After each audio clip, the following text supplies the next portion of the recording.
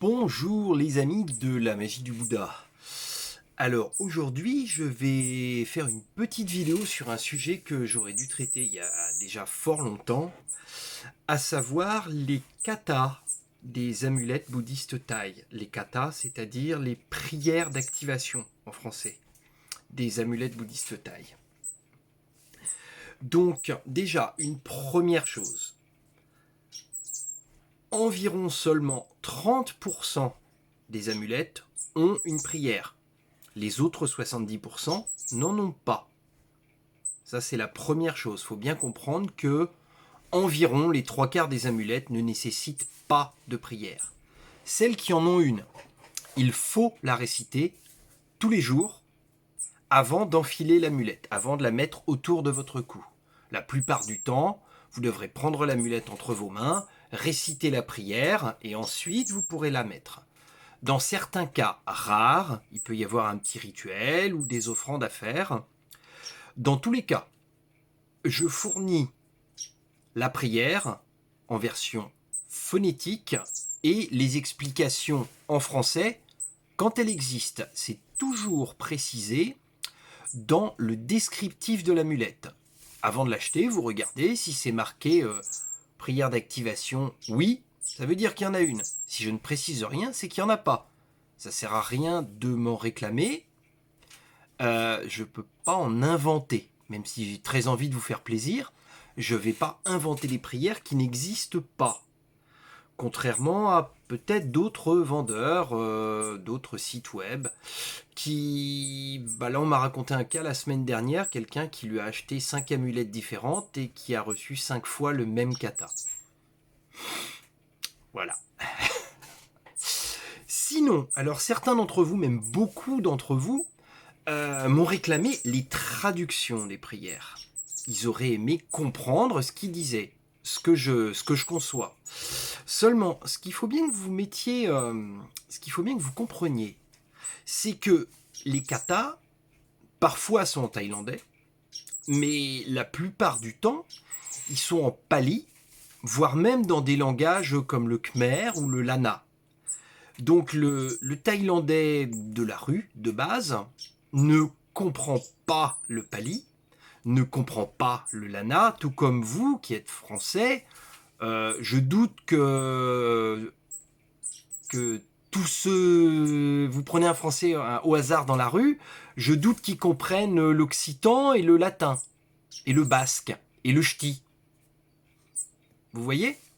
Donc les Thaïlandais récitent en phonétique aussi. Ils ne comprennent pas le sens des prières qu'ils récitent, des katas. Donc il ne faut pas que ça vous trouble de réciter en phonétique. Maintenant, on m'a dit, Jérôme, ça serait bien que tu fasses des fichiers MP3 pour qu'on ait la prononciation exacte. Je sais que certains sites le font et certains le font même très bien. Je pense entre autres à John Spencer Littlewood, qui est quelqu'un que j'ai rencontré une fois, qui est assez sympathique ma foi, et qui lui parle thaïlandais couramment, a des notions de pali, et donc il peut faire les katas comme ça. Seulement voilà, il y a un seul problème, c'est que le pali est une langue morte. Même à l'époque du Bouddha, c'était une langue qui n'avait pas d'alphabet, c'était une langue purement orale. Le Bouddha n'a jamais écrit ses enseignements. Il a enseigné seulement à l'oral. Donc du coup, personne ne sait comment on prononce le pali. Personne n'a la prononciation exacte. Et du coup, d'une région à l'autre de Thaïlande, ou même quand on va en Malaisie, ou quand on va au Cambodge, les prononciations varient, mais alors énormément. Je veux dire, c'est impressionnant. Donc du coup, comment voulez-vous que moi, qui ne parle pas pali, je vous donne la prononciation exacte? Ma prononciation, ça sera avec l'accent français breton que je vais vous faire. Ce qui n'est certainement pas la prononciation exacte, donc je ne vois pas l'intérêt de vous faire des katas de MP3 qui seront... n'ont pas de valeur en fait. Ensuite, alors, certains d'entre vous m'ont dit, oui, j'ai acheté telle amulette, et puis, une amulette de cette qualité-là, quand même, elle devrait avoir un kata. J'ai eu le cas, entre autres, parfois pour le Kwaitanu de Lompokalong. On me l'a dit, on me l'a répété. Moi, j'ai eu l'occasion de parler avec Lompokalong. Je lui ai demandé moi-même s'il y avait un kata avec cette amulette. Il m'a dit non. Donc maintenant, si je sais pas qui sur Internet s'amuse à vous en dire qu'il y a un kata, moi, Lompokalong m'a dit le contraire. Ensuite, alors, parfois, avec les amulettes, vous allez avoir un papier. Bon, là, j'ai fait exprès, j'ai pris le papier le plus long possible.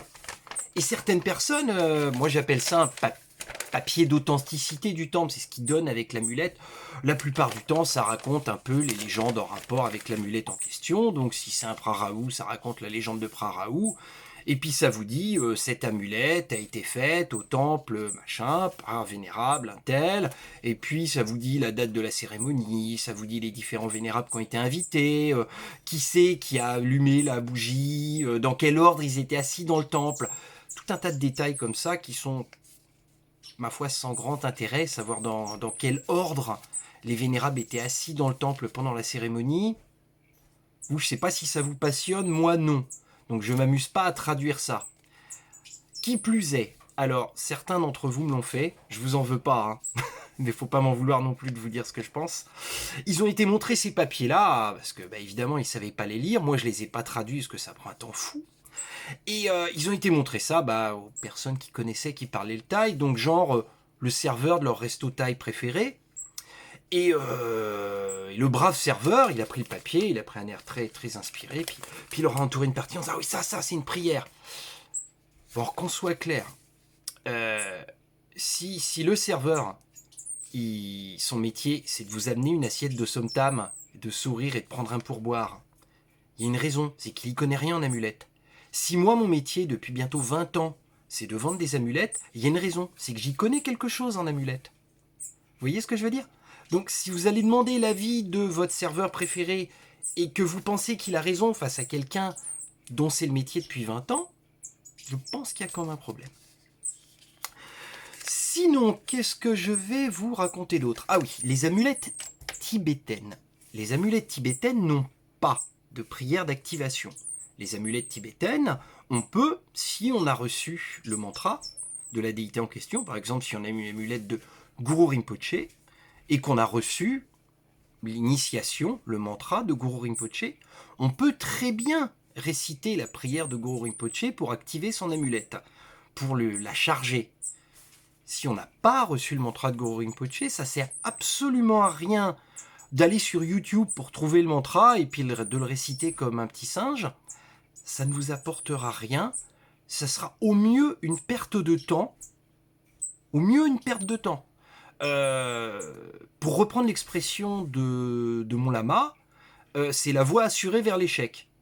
On ne récite pas des mantras qu'on a piochés sur je sais pas quel site web ou sur je sais pas quel forum. Non, il faut pas faire ça.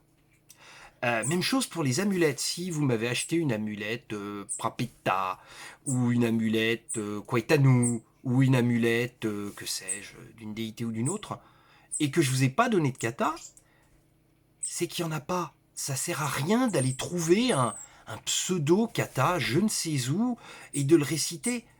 Non.